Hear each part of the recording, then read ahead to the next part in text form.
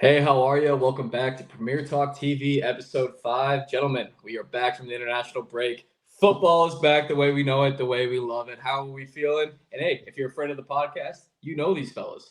Parker, James, thanks for joining me today. You're welcome, mate. Good to be here. Super excited. Yeah, man. Doing good, DJ. Just a little concerned that I saw Heung-Min Son limp off during the game versus Vietnam, I think. Yeah, Vietnam. Yeah, I saw that as well. It's always irritating for a Spurs fan to see their stars forward go down, but it's about time. It's about time. Anyway, James, how are we? Yeah, good. I get kind of like desensitized when it comes to international breaks, especially when there's like a friendly and then there's like a qualifier in the same break. It's kind of weird. So I don't know. I tend to kind of like pay attention, but not really pay attention. Then obviously now we're a couple of days out of a couple more Premier League games. I get more excited and more, brought into it again. No, absolutely. I guess there were a couple interesting international games over the break, but what I'd like to focus in on is definitely the England versus Italy game. I think it was fantastic from a viewer's perspective. A lot of us are American. James, you're a Kiwi from New Zealand, so I'm not sure how much stake we had in this game, so it was fun to watch. Yeah. And on top of that, there was a lot of Premier League players in action, right? So if you guys want to talk a bit about the game, I mean, it was a comeback win for England, 3-1, and there was quite a bit of good performances, to say the least. I feel like England in the qualifiers for like any major tournaments, their group tends to be kind of weak. Like there's the likes of like San Marino and Malta and things like that. So kind of those throwaway games, which is it's hard to measure those against games against like Italy, for instance.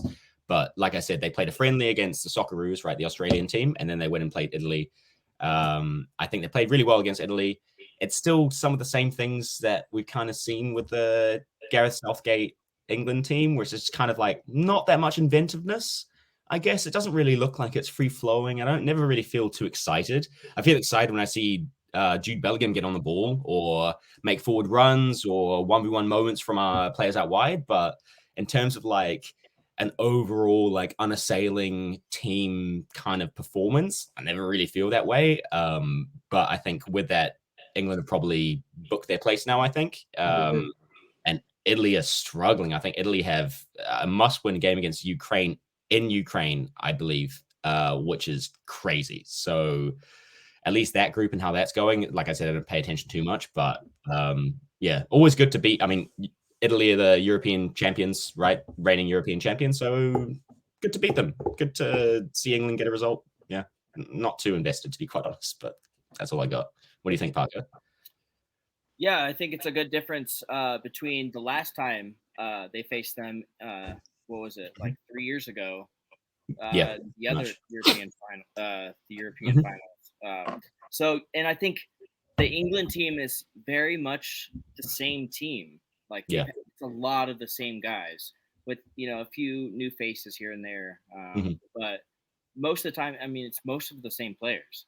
Yeah. So I think that England really have an advantage just because they've played together for so long. Yeah, that's a good point, actually. They've just really figured it out. They've been together, and Gareth Southgate doesn't like to change, the squad. So that is true, and also borderline controversial. But yeah. It's yeah. But I think it's actually going to be a positive thing next summer. Because I think Jude Bellingham is finally like peaking. I feel like he's only 20, but man, he's what a player. So you watch that man on the ball. He was the catalyst for everything going forward, especially for that English team. So that being said, gentlemen, impressive win, I suppose, is as honest as you can get about the international game. But let's look at it this way. England punched their ticket for the Euros. Let's talk about the Euros, right? So England, let's do a predicted starting 11. Let's step in Gareth Southgate's shoes. And I don't want to talk about what Gareth Southgate would do because I think a lot of people here don't like him and a lot of people don't understand his tactics. Yeah. But this might be England's best chance to ever win silverware. I know that we can compare them. I know that we can compare them to the golden generation to an extent.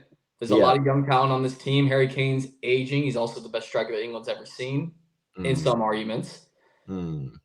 Maybe not James, but yeah, I don't know, man. It's different when you think about like, would you say this is their best? They're in the final last European Championship. That was probably their best time and best shot in a long long ago to like actually win something, and they went 1-0 up, man. I was going crazy. But yeah, just couldn't hold on. So I would say that was probably their closest chance. But yeah, I mean, the tournament right after is obviously going to be, same kind of players, same squad. So yeah, for sure. Why not?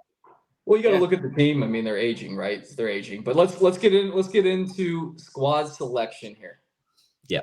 Parker, I want to start with you because you brought up a name that I didn't think about at all when it comes to goalkeepers, right? So right now we have Pickford, Ramsdale, Pope, and Johnston. And you made it very clear that I've never thought about Johnston. So speak about it. I think if I was, the manager of England, Sam Johnston would be my starter, okay? Because I absolutely hate Jordan Pickford. He was born on the exact same day as me, so it's weird. Naturally, I would hate him too. No, I get it. I would also hate him. Totally random, and it's like, yeah, I should like him. He was born on the same day as me, but I absolutely cannot stand Pickford. I think he deserves to be relegated with Everton. So, but what about the other three? What about Pope and? No, I think Pope is a really good shout. But Sam Johnston right now is starting, I think, for Crystal Palace, and he's doing pretty good. He's got 3 clean sheets already. I know that's not a lot out of 8 games, but it's right up there with the top, goalkeepers. So sure, doing all right. And I mean, we all know that Ramsdale's not playing for Arsenal. Raya is obviously taking that spot from him, so he's not getting the time that he needs to. You can't play in the European finals when you're not playing for your club team. Oh, that is going to be quite the conversation we have on center backs. But here we go, James. Who's your pick? I mean, what I really think it's going to be is Pickford until his legs fall off, because that's just like the guy that he's put his trust in. So I don't think that'll change ever. If I had to pick somebody else, I agree with Parker. I think probably playing week in, week out, especially for a goalkeeper, is very important. So I've always quite liked Nick Pope. I like Nick Pope before he went to Newcastle. And I think he's doing a solid job. I'd be quite happy to see him in there. He's solid shot stopper. Sam Johnston's up there too. I don't, between Nick Pope and Sam Johnston, I'd probably err on Nick Pope just because I know he's probably play at a higher level at better clubs. But yeah, I think it'll be Pickford probably without a doubt. Good shot stopper. Come on, he's a captain of his club, or at least one of the captains of his club. Solid voice from the back, can kick a mile. I mean, too much of a voice in the back, I think. Sorry? I said too much of a voice in the back. He's screaming at his players. Yeah. It's just like, dude, chill out. Yeah. Shut up. Yeah, fair enough. Not you. I meant just Pickford. No. Well, to round out the consensus, I'm gonna have to agree with James. I think Pickford is gonna lead the line. I think he saved Everton from relegation. I think this guy has done no wrong when it comes to English call-ups and what he's done for England as a national team. Although I'm a big Ramsdale fan, and I do believe that you should be playing for your club to start for a national team. Although we're watching the USA goalkeeper didn't start a game for Arsenal, but then once he's brought up to the USA national team, he's unbelievable. I mean, we're seeing clean sheet after clean sheet. What? Yeah, Matt Turner. Yeah, he's playing at Forest. Well, he was, but I mean, he was still getting the starting spot. Gotcha. Yeah. And he was producing clean sheets. I think Ramsdale would be second in line. I don't think Pope's good enough with his feet, personally, and I also think he's a great shot stopper. But I mean, you have a fantastic defense in front of you for the most part. How good can you actually look? And then honestly, Johnston, I was not aware that he even existed until he got the latest call up. And Parker, thank you for letting me know. But we're gonna go with Pickford for PremierTalk TV. Our goalkeeper pick is Pickford. Now, right back, this gets a little interesting. We got Trippier, James, Walker, Trent Alexander-Arnold, and maybe White. Even though White probably won't get on the plane but he might get on our plane. Is the question. So hey, James, start us off. Man, I feel like it depends. Like, is Reece James fit? That's a massive question. But then again, man, I think Trent. You guys know I've talked about Trent Alexander-Arnold before. I think he is phenomenal. I think he's like an unbelievable player. I think you can't leave him out. I think he's too good.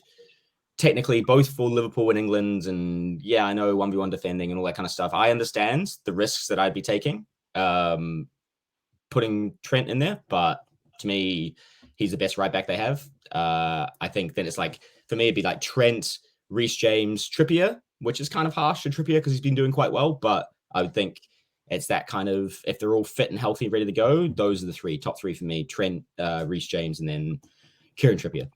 Wow, you left Walker out. I would start Walker. I don't particularly. I prefer the other three personally. That's a personal thing. I prefer the other three. Okay. Carter. That's because he usually scores against Manchester United. Yeah. At least he did when he was at Tottenham. Yeah. I think he's probably one of the best right backs at England's ever. So he has the pace. Yeah, he's only scored 1 goal for England, but sometimes stats don't really, reflect how good a player is. So I think Kyle Walker is he's got everything. He has to be my number 1 right back. Okay. And then I'm not trying to be Tottenham biased, but then Trippier after him. Okay. I get it. Well, I could sum up that. I probably would have to agree with Walker being my starting right back as well. I think international play, I think it's slower than this club, depending on what club you're watching, obviously. But I do think you're left out on an island, especially on the wings. So when it comes down to 1v1 duels, I don't think Trent Alexander-Arnold has the grit to be able to defend a top class. I mean, I just watch him get turned inside out. Do I think his ball play is incredible? Absolutely, James. I can't disagree with that at all. So the biggest conversation piece I have is Walker and James. Is James healthy? That's another thing, right? But for me, Walker, one of the fastest players in the league. I've seen him shut down unbelievable talents throughout the Champions League. The guy has it, and if he doesn't have it this last tournament, this probably is his last tournament, right? So I assume he'll probably start Trippier's last tournament as well. He's a dead ball specialist. I would like to throw a cheeky, just because I'm an Arsenal fan, but who's going to play in front of him? It's going to be Saka, in my opinion. But who has the best? Relationship with Saka and understands the way he plays all the time? It's Benjamin White. But no one wants to talk about Benjamin White, which is fine. Ben White hasn't been, and he's just not got a look in an England team. Yeah, he doesn't because of the manager. But he has a look in for PremierTalk TV, and that's all. Well, if DJ goes manager, we got Ben White right back for sure, right? Yeah. Well, the thing is, we'll win trophies. Parker, I know you have no idea what that feels like. Anyways, we're gonna go with Walker. Walker wins that one. Center backs. So I want your center back duo. All right, we're not going to go individually here. Okay. So we're looking at Stones, Maguire. I'm going to throw Benjamin White in there. Gahey, Crystal Palace. Colwill, even though I think he's a bit too young from Chelsea, but I rate him. Tomori at AC Milan, Lewis Dunk at Brighton, and Minks over at Aston Villa. What are we thinking, gentlemen? Parker. Well, I got to put Stones in there. Yep. He's been there for a while. He's had the experience with that team. And we all know, Southgate likes to keep the same squad. And as far as his counterpart, that's a good one. Probably Maguire. And, I mean, this is not what I would do. I don't know. I just think this is what he will do, right? This is what Southgate will do. So he just has these relationships with these players, and there's nothing you can do to change that. There's not much else to say. I mean, these guys are just – he already knows who he wants, and just Anyway. Yeah. Maguire's a controversial one, right? Because whenever he gets – man, it's almost like you put him in the squad so everyone talks about him instead of like anything else, because people go crazy. Obviously, I watched Maguire play for United. Do I rate him as like a top world-class centre-back? No. Do I think he's as bad as everyone says? No. Would he be starting for me for England? Probably not. I think I like John Stones as well.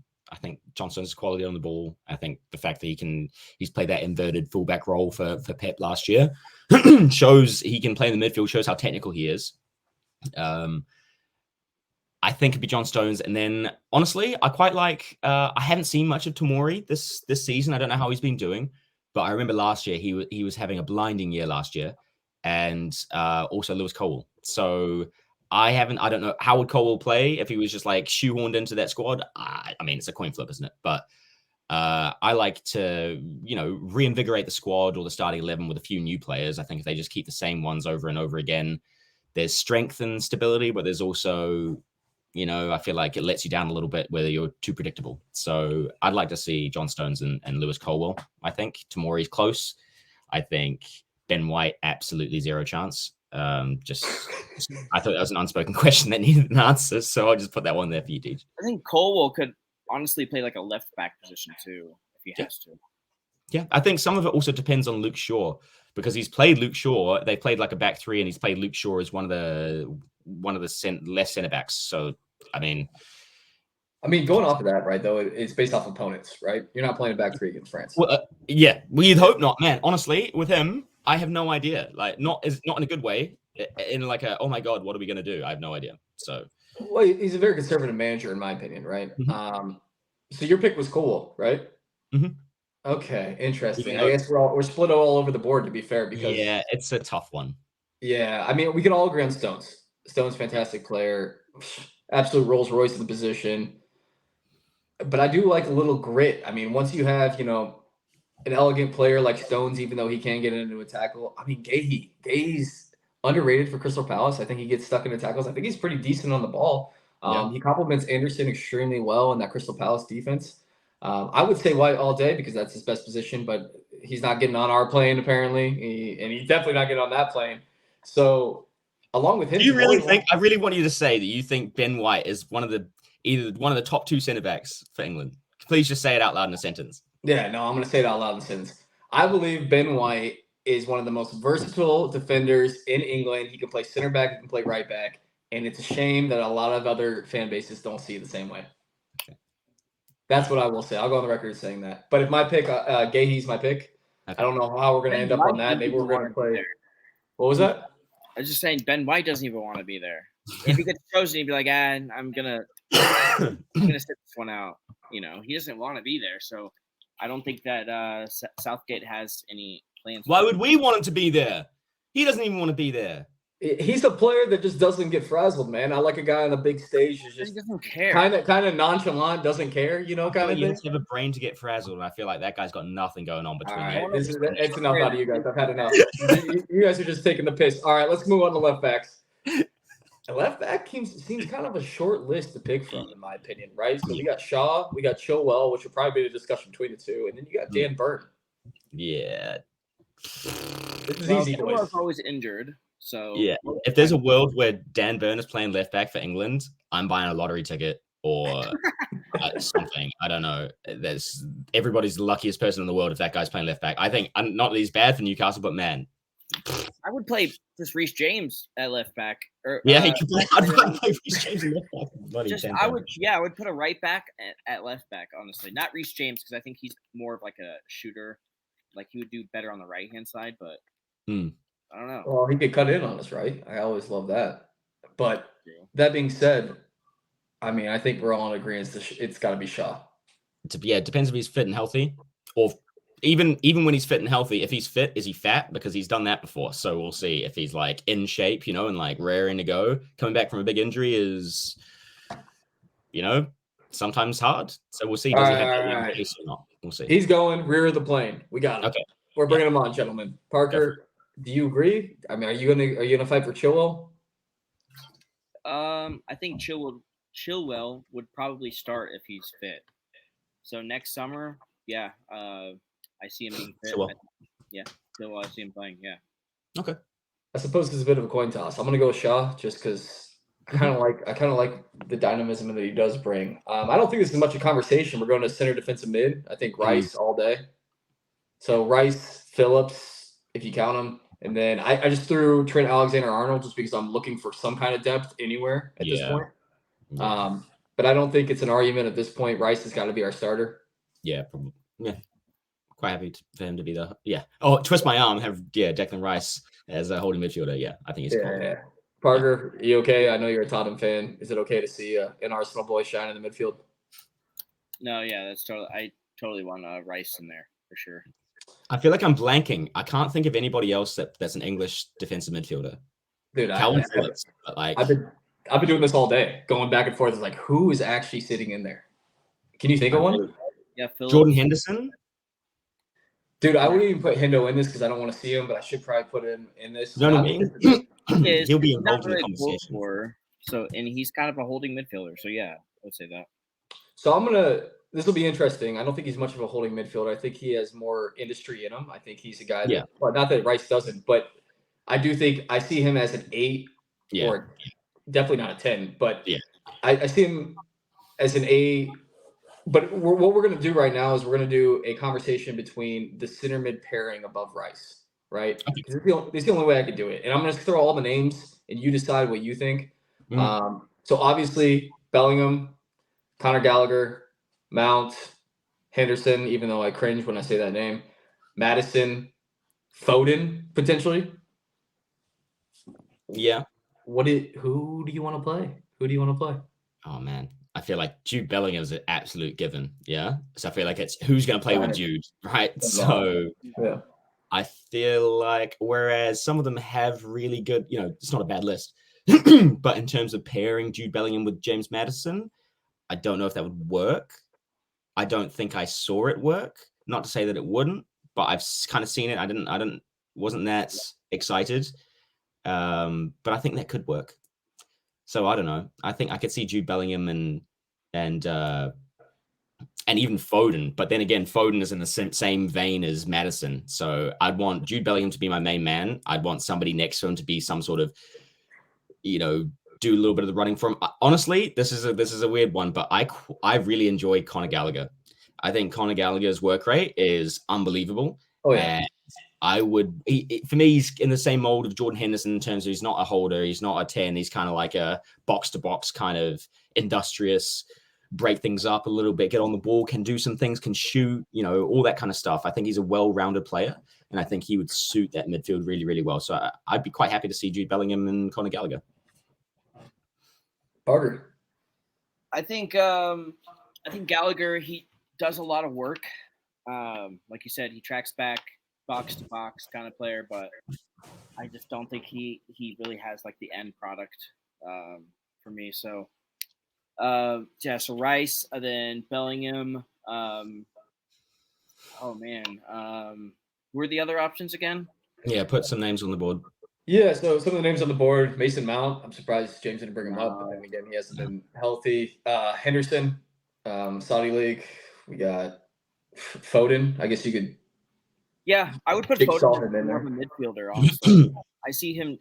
He can just pass wherever he wants. And I mean, you can just watch his highlights from the midfield forever. So I would put him in like as a deeper midfielder.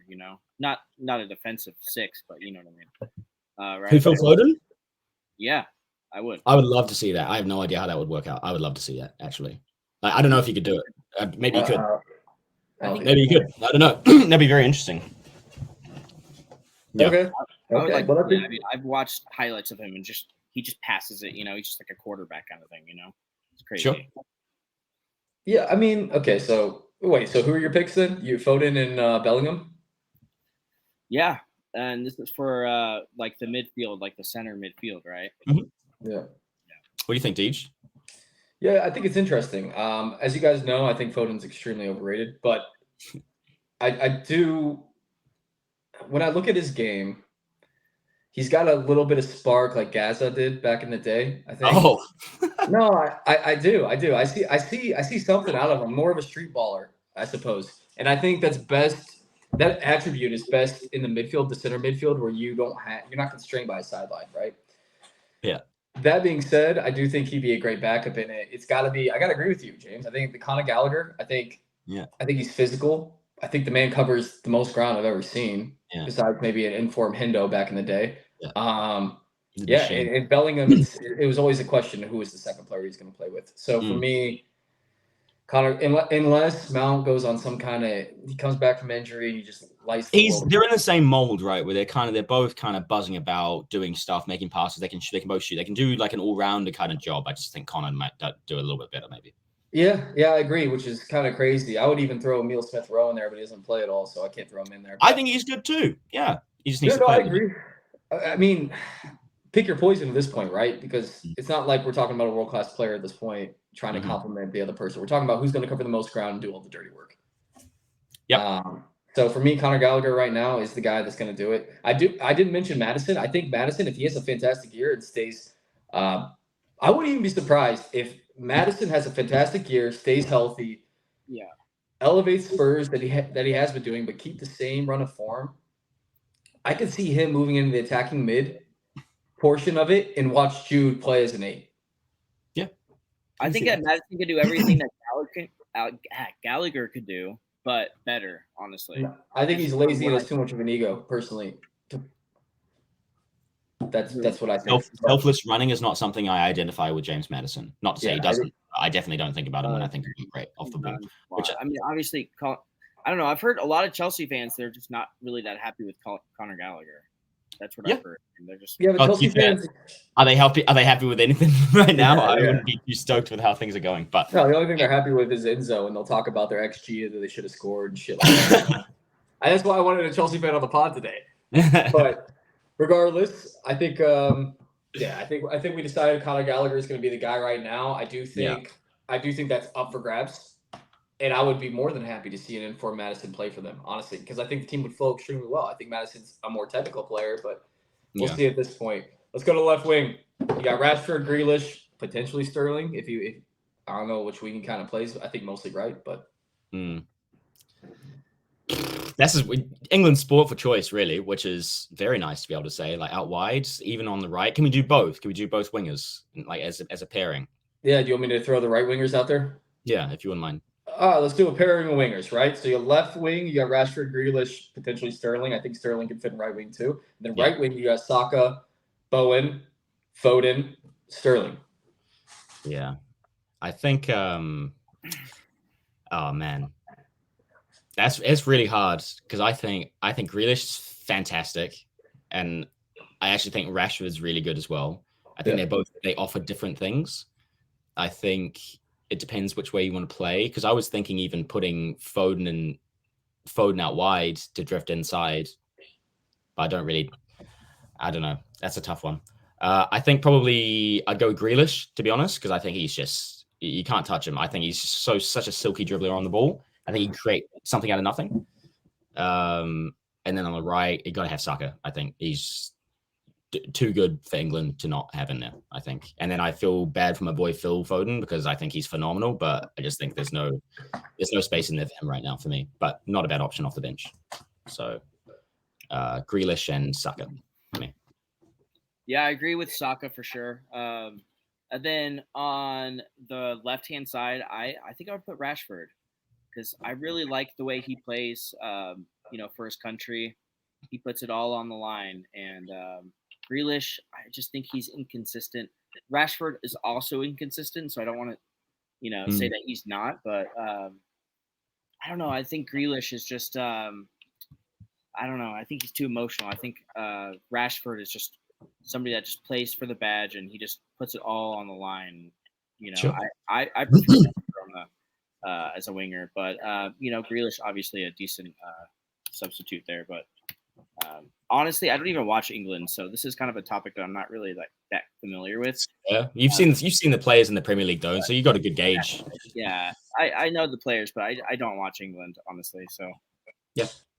I mean, I would chime in there, even though you don't watch England too much. I watch the game, and I keep up with every now and then how they're doing, more so than not. But I would agree with you, Parker. I think Rashford. I think when I look at the international level, it's different than the Premier League, right? You're looking at guys that perform on the biggest stage. I mean, we've seen it from Saka. He's been just, banging in goals for England. There's a player that hasn't announced. There's a player that fantastic that we spoke about that hasn't announced himself on the international stage quite yet, which is Foden. I think if you're having Foden come off the bench, how stacked is your team? Think about that. That's right? This is why I think this is kind of the golden generation. I mean, they're only going to get better because a lot of these guys are really young. The left wing, it's Rashford for me. I think you put Rashford in a one-on-one scenario, more times than not, he's going to burn him. Whether he makes the right decision, and if Kelman was on this podcast, he'd be really upset. He's like, no, he always makes the wrong decision. He always said this, you know what I mean? But he'll always beat his player. But is he passing the right ball? Is he shooting at the right time? That kind of things. I mean, these are intangibles. For me, Grealish, he is emotional, Parker.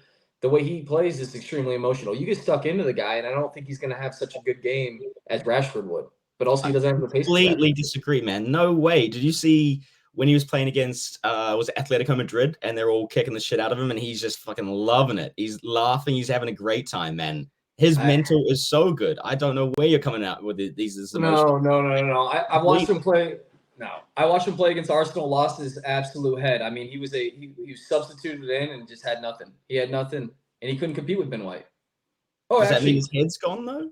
No, but I'm thinking, what have you done for me lately? I also see the ball get, and I'm speaking from an Arsenal point of view, but every time Rashford gets the ball on a counterattack against us, where does the ball go? In the back of the net for some freaking reason, right? So I'm sitting here and I'm thinking, who would I rather on the left wing? And he's done it for England. Grealish hasn't really he hasn't had his coming out party for England. Same with Foden. A lot of City players haven't.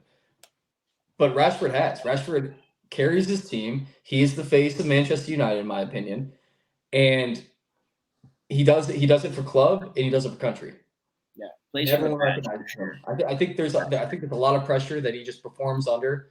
I know if Coleman was here, he'd argue with that, but for me, it's always got to be Rashford, right? Okay. Grealish is he flops. He's a drinker. He drinks before the games. Just like, dude. Okay, wow. All right, that we don't know about this. Parker, you're going. You're going. All right, that's enough. He doesn't take it as seriously, I feel like, as some of the other players do. Just saying. Yeah, that is crazy. That is an accusation that we can't right now. This guy's doing heroin. There's no way I want him on my team like that. So, yeah. Strikers. I think this is pretty forward. Kane. Yeah. It's got to be Kane all day. Oh, Callum Wilson, man. That'll be my number 2. Kane. I think it's more about his number 2. You saw his goal this weekend or a couple days ago.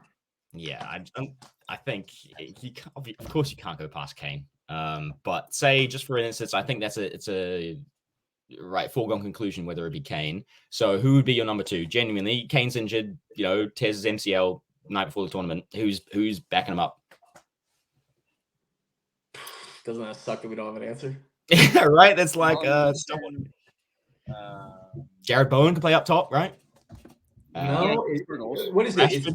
It's Watkins and Kedia, maybe Rashford, Wilson. Oh, Watkins. Forgot about Watkins. It'd probably be Watkins, wouldn't it?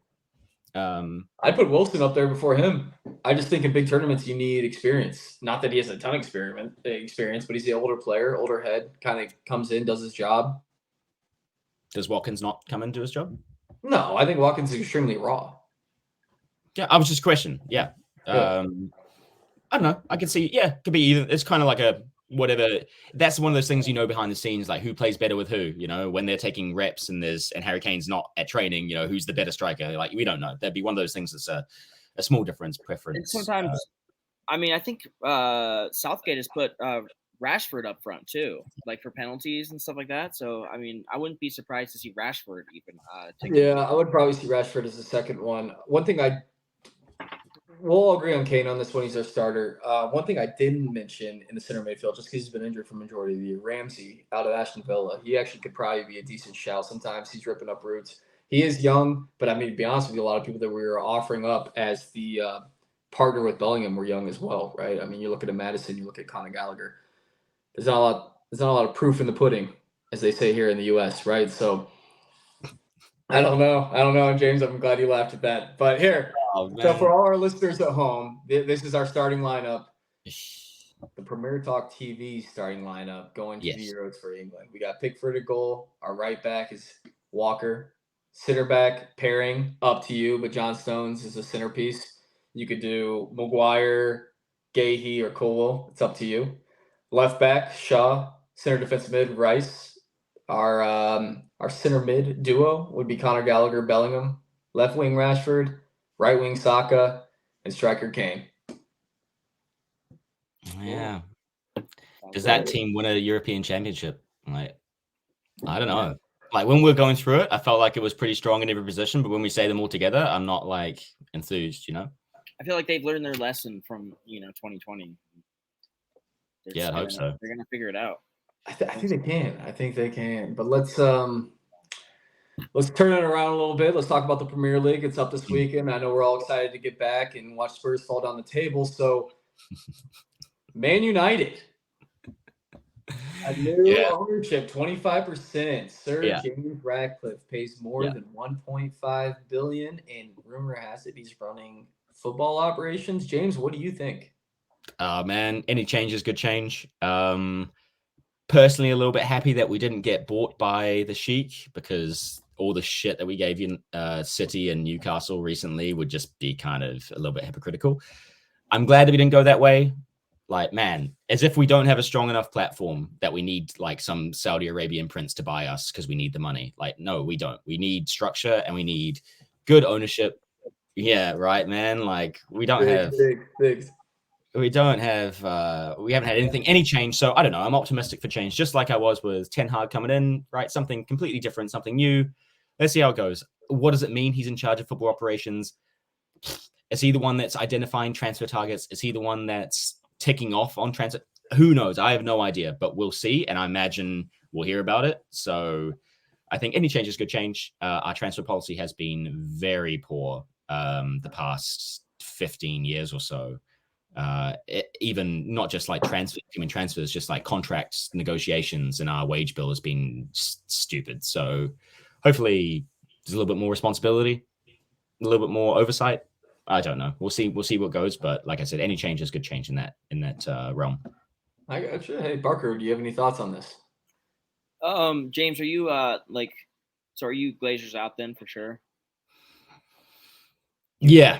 You wear like the green and yellow. Is that what it is? No, I don't wear. God, what's the name of it? I should know. Heath. We used to be. Well, I should know something. Leighton Heath used to be something that used to wear those colors, but no, I don't have one of those. As much as I will protest, I'm never really a picket sign wielding kind of individual. So, also, I won't let Man United as a club dictate my life as a human being. So if they don't get bought out, then they don't get bought out. You know, it is what it is. I think the manager is the big problem, not so much the owners. But yeah, we're not going down this rabbit hole again, Parker. If we had to give Parker a voodoo doll of Eric Ten Hag, that we do. There would be needles everywhere.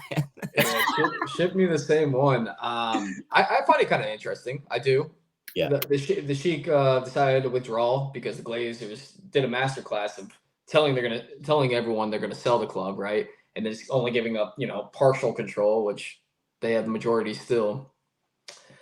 But Ratcliffe's interesting to me. I think he came in the 9th hour trying to buy Chelsea over Bowley, putting a bid in there. He says he's a lifetime United fan. I don't know how much that is worth for me, but I think he's from Manchester United. But he owns Nice in League One or League One in France. So I think they're doing pretty well in League One. I think or League One. I think they're second place, third place. I think they're fighting for Champions League spots right now. Yeah. How much of that is to do with him being the owner, though? Hey, fair. You know. Yeah. So, I mean, I don't have answers for you. I think the biggest thing is that maybe that's something that's been different is he's English. When was the last time we had an English owner? Like before the Glazers, obviously. So does that change anything? I don't know, man. It just feels a little bit more comfortable, perhaps. I suppose. I mean, hey, England's richest man, and then let's segue this into a man that would like to be England's richest man, which is Tonali, for all the damn bids he fucking put on himself or put on AC Milan while he wasn't playing. What the hell is going on? Yeah, he's under investigation, potential suspension. We don't know quite yet. We don't know what's going on. I know that he came clean. And hey, he came clean. Yeah. Oh, whoops. Like, don't do this to me. But Italy, another investigation into some kind of payoff, either bidding, bribing, or betting. He said he was betting on his own matches, I think is what he said. I think that's what everyone says. That's the big no-no, man. What are you doing? So, I mean, we talk about VAR or VAR, ruining football, but I really think that these players, betting, on their own team is that's just too far. I agree. So it shows that, betting, they probably started off slowly, betting on games here and there, but it really shows that maybe he has a problem, when he starts betting on his own team, that shows he's gone a little bit too far and he's probably not thought about the consequences. Do you know what's interesting is my thought alongside that, Parker, is, and it's really harsh, is I don't care. I don't care if he has a gambling problem. That's not my problem. That's not for me. That's not for me to heap sympathy onto him. If his actions are affecting literally millions, hundreds of millions, even if you want to talk about like specific big games or whatever, like he has a problem that sucks. That's not very nice. Obviously, hopefully everybody can deal with that and it doesn't tear his life apart. But at the same time, he has more responsibility than that. So I think if Tony's been suspended for however long, 6 months. How long is, at some point there's got to be, was that the statement or I don't know. It's the betting thing is just, it's getting out of hand. It's everywhere. Well, I mean, there's an issue there, right? The sponsorship. You look around the stadium and what's going on, around it's bet 365, it's bet something this, it's bet something that. How are you taking all these sponsorships and not thinking it's going to happen? And yeah, it started with Tony. Now it's running into Italy. Well, it didn't start with Tony. Everyone thinks like this hasn't been around forever. Okay, so like even back in the 20s, goalkeepers used to take 100. I don't even know how much money back then, but used to take money just to let in a few goals. So bribing and betting on football has been around forever. But now it's just become more mainstream. You can get caught for it because it's all online. That sort of thing, and you can just go down rabbit holes now. It's just easy. You can bet on 20 games and like there are weird things you can do, right? Like I remember there's what's his face? Oh man, I'm blanking on his name. He used to play for Southampton. Graham. Oh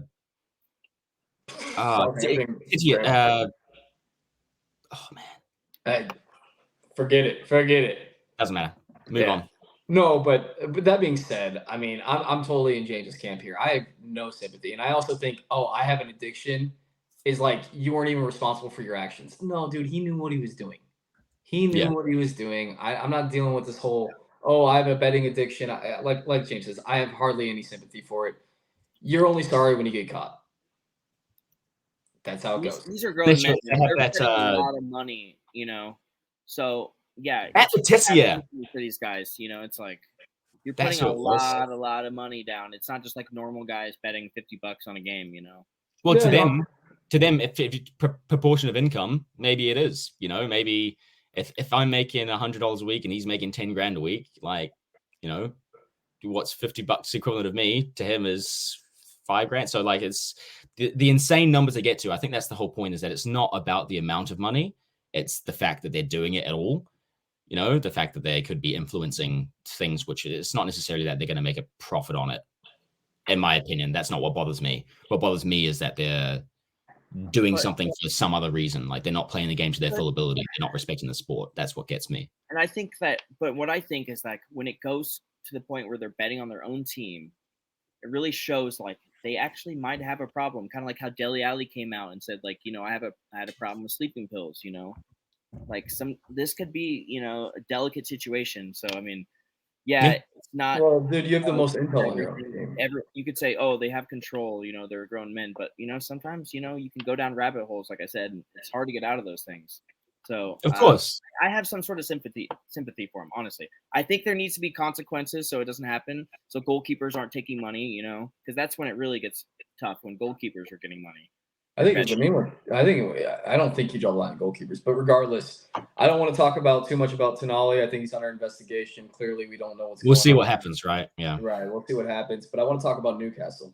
So how is Newcastle going to cope? How do you think how's this going to impact them moving forward? They obviously lost their dynamo in the midfield they got from AC Milan in the summer for around £55 million. What do we think? I mean, the depth isn't there. Longstaff has been playing out of his shorts, but Joe Linton's come back from a hamstring injury against Burnley. Joe Willock, Achilles injury, hasn't featured since May of last year. I think this leaves them pretty thin in the midfield. And all that being said, Newcastle have been playing pretty well, man. If it wasn't for a loss to Liverpool from a Darwin Nunez masterclass at the end of the game, an 80-minute sub or something like that, we'd be considering Newcastle in the title race, not just a 5th and 6th place team. And it's just the beginning, and I think they almost got unlucky to lose against Liverpool. So it was really close for them, and they're always going to be in the conversation. I don't think Tonali had that big of an impact on their team, to be honest. I mean, I've been following this guy for a while, like even in Italy and stuff. So I know who he is, but I think that they'll be fine without him.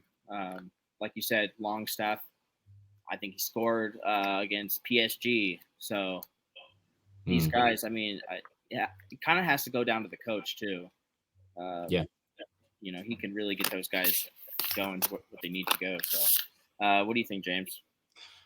I feel like they'd have to deal with the same thing that Arsenal are going to have to deal with. The fact it's their first year in European competition, and can their squad handle it? Like, there are injuries in the season. There are going to be injuries. So, whereas one injury might be like him being suspended because of betting, whatever, he's still unavailable. So there are still reasons players become unavailable.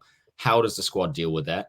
I think we'll see. It's like a very telling time before this run up until Christmas with all the Champions League group stages and all that kind of stuff. I kind of disagree slightly. I think Tonali is pretty big to how they play, or at least they'll have to change the way they play because I think he's very involved. You know, I think he's box to box. He breaks play up. I think he's pretty week in, week out, solid. You know what you're getting from him, and then he has flashes of brilliance. So I rate him. I think I don't know if they'll struggle without him. Maybe they'll have someone that'll step up. Who knows? We don't know, right? But I think at home to Crystal Palace is a great game to have, right? Crystal Palace is traditionally not great on the road. So it's a great first game back for them. I don't know what's going to happen to him if he's suspended immediately. I imagine he would be. I don't know. Suspended by the club before he gets suspended by the FA, something like that. But we'll see. I think this weekend will be a really big test to see how they play without him. And I think we'll have a better answer maybe next week after this game. Understood. Yeah. I mean, if we had a crystal ball, we know all the answers, but looking into I'd be in trouble for betting. Right? Yeah. But looking into our metaphorical crystal ball, let's look into the fixtures this weekend, gentlemen. All right. So take me where you think it's going to go between Man City and Brighton, Parker.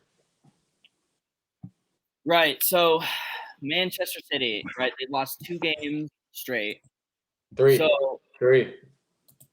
in all competitions, yeah? Yeah. 3 in all competitions. Okay. I thought it was the last 3 of 4 or something. But anyway, regardless, you know, this is a must win for City. You know, they got to stop the bleeding. And I think Pep's going to figure it out. You know, he's a phenomenal manager. And then last week, you know, they lost against Arsenal. We know that. But Silva, you know, Bernardo Silva was playing a defensive midfield position, right? Mm-hmm. So I don't think that was like really his like main position. So Rodri will be back. He'll be fit. And I think, you know, after watching them lose, you know, 3 games, it's kind of clear to see that like Rodri really was like their main guy, you know, because they just kept losing without him. And he's back. And so he is back. So yeah, I think that he's such an important player, you know, that I think he'll be a big difference for them. Silva will also like, you know, go forward again back into his like wing position where he's best at. And they're gonna have that balance again that they need. And they're just so destructive, right? City, man. Like their firepower is just ridiculous. Holland when they get service. Maybe Bernardo Silva will help out with that, but I'm sorry, but I don't know. I mean, yeah, he's going to be back into that wing position, I think. He's going to move forward again, so.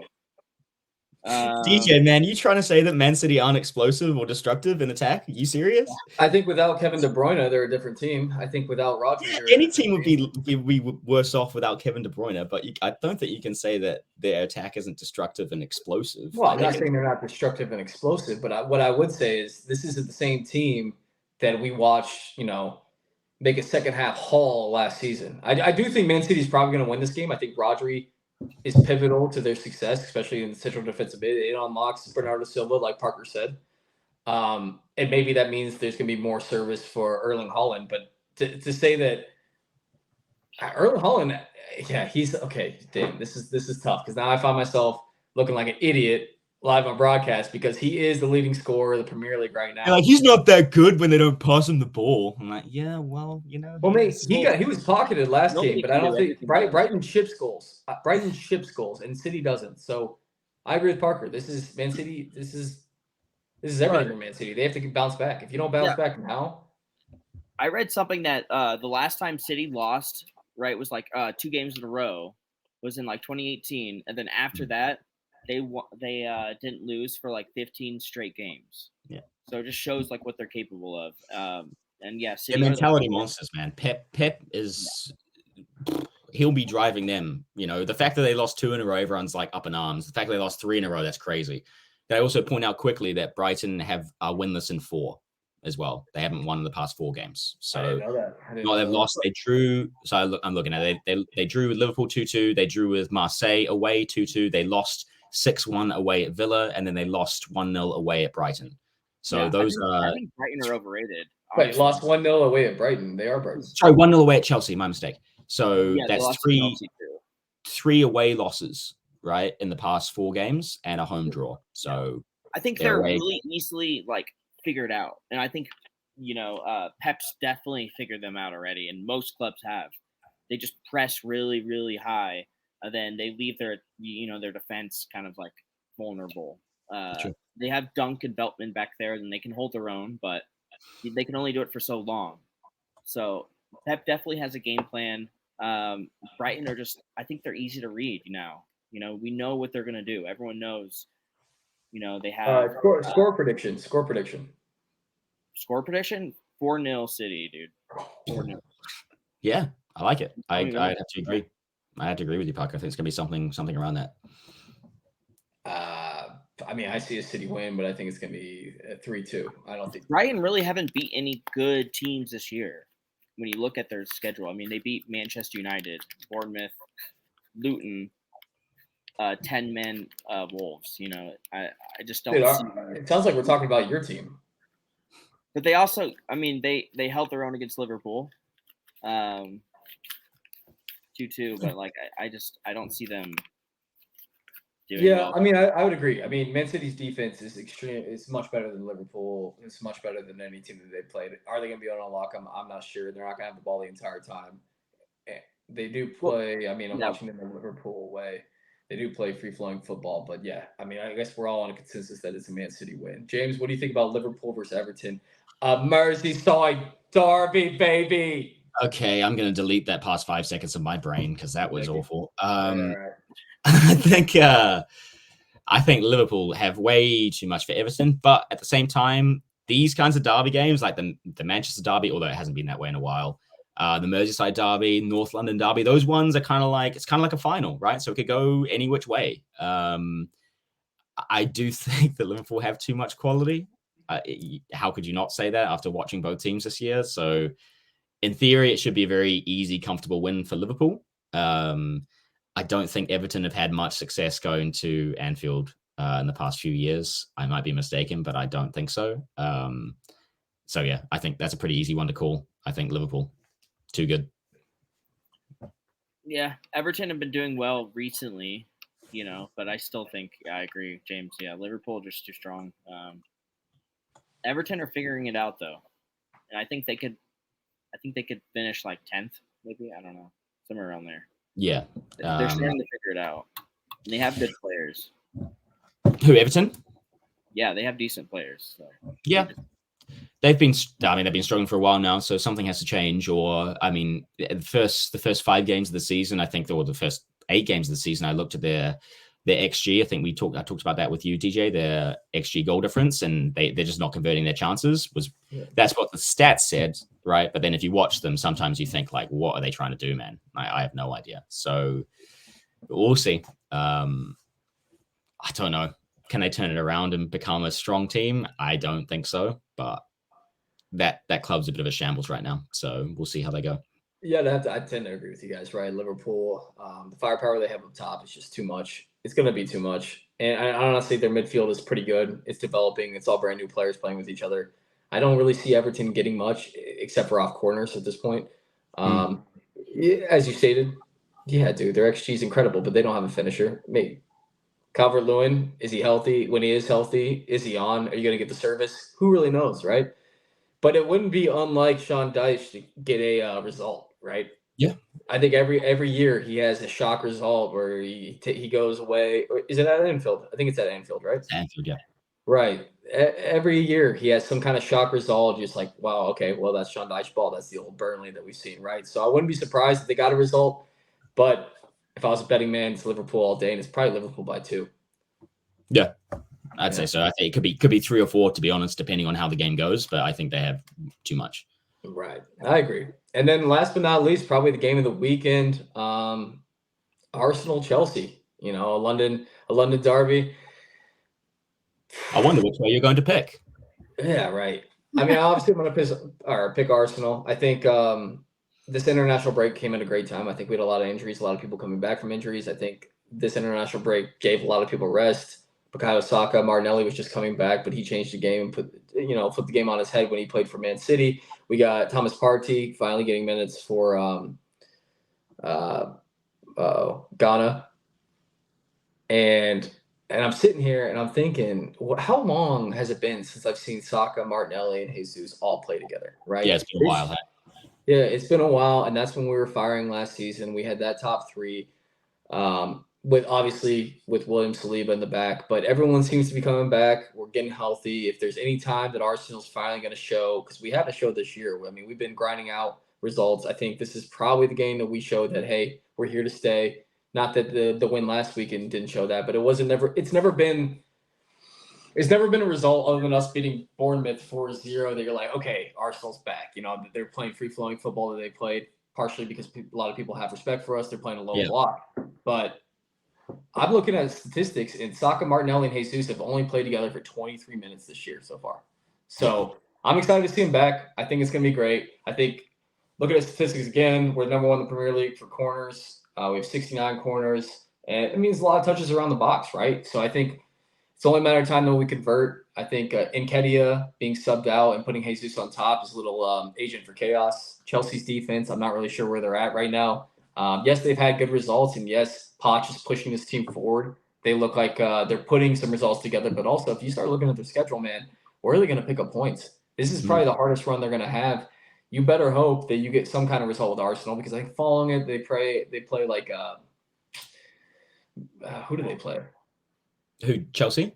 Yeah, Chelsea next. They have another game that's pretty winnable. Brentford, Spurs, Man City, Newcastle, Brighton, Man United are their next. That's just it's not a fun run, right? And they weren't able to do it earlier. I know they're forming a team right now, but if I know anything about Arsenal, is we make Stamford Bridge our own these past 2 seasons. It's pretty easy to go there and get results, and we have been going there and getting results. And I think shout it from the rooftops. Yeah, it is. And get confident. Hey, this is going to be 3-0 Arsenal win. I think we're I think they're going to try to play us, and I think if anyone has seen, if you try to play Arsenal at their game other than Man City, you're going to get beat. So Arsenal don't concede very many goals. And we know Chelsea don't score very many goals either. So, I mean, I think, this is definitely an Arsenal win for me. Raya is just such a good shot stopper. Saliba, rock solid in the back. Rice, we've already talked about him. I think Arsenal, if they can't rely on anything, they can rely on their defense, you know. But now they got Martinelli back, right? He's fit, right? Yeah, I mean, he's just fantastic for you guys. So, I mean, I can't see Chelsea winning this game. I really can't in any situation at all. So. Yeah. Well, we'll see. I guess, I don't know. I could see Chelsea coming away with something. I could see it being quite a close game and it being kind of 2-1, 1-1. And then I think Arsenal probably have to be favorites, right? Even though they're away from home. I think you're a better team. But I could see them doing something, where it's they hold you and then they nick something, or the game just doesn't go your way. I could see it happening that way. But probably Arsenal as well, I think. I just think Arsenal have figured out their problems from last year, and Chelsea, they're still in that learning process. They're not there yet. Could take another couple of years, and they're going to have to go through what Arsenal went through maybe, and what Tottenham's have gone through for the last 15 years. Hey, trying to fucking progress, but no. Arsenal. I think they're the real deal, man. Honestly. Well, gentlemen, I appreciate you taking time out of your day to do this, guys. If you like this video, please like, subscribe. We're on YouTube. We're on Spotify now. Fantastic. So hit the like button, smash it, share it to your friends, and come hang out with PremierTalk TV every now and then, probably once a week, unless we hop on a little bit more. But gentlemen, It's been great to see you. Thanks, guys. Thanks, lads. Good week. Good chat. Peace. Bye, guys. Cheers.